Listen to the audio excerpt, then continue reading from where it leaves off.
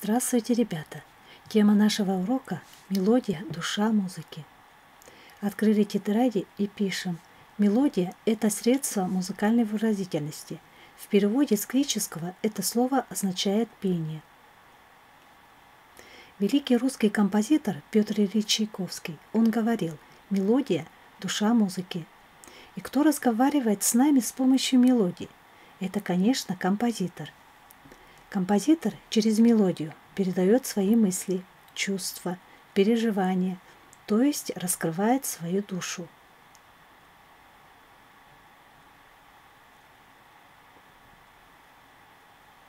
Слова делают предложения, а музыкальные звуки делают мелодию.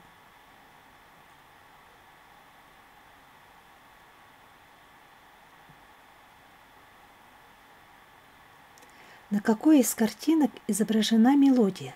Объясни свой выбор.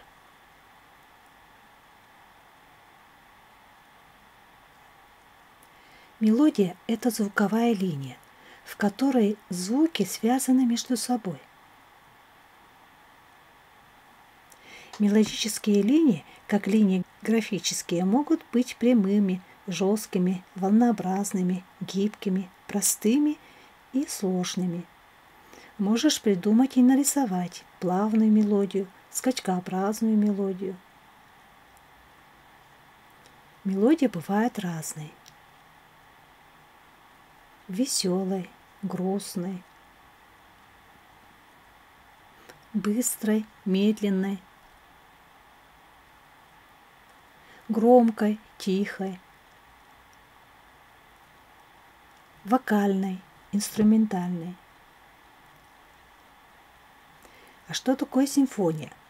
Это крупное произведение для симфонического оркестра.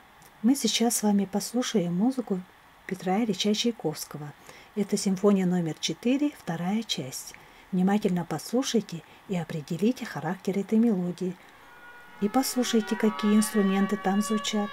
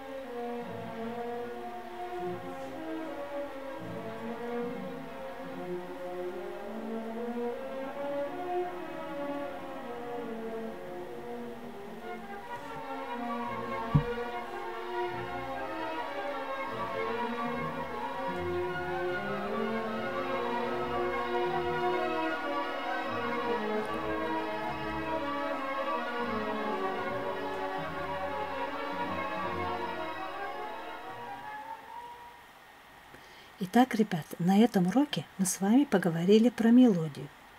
Я вам даю домашнее задание – нарисовать музыку Чайковского. Что услышали, что увидели в этой музыке. На этом я заканчиваю урок. До свидания, до следующих встреч.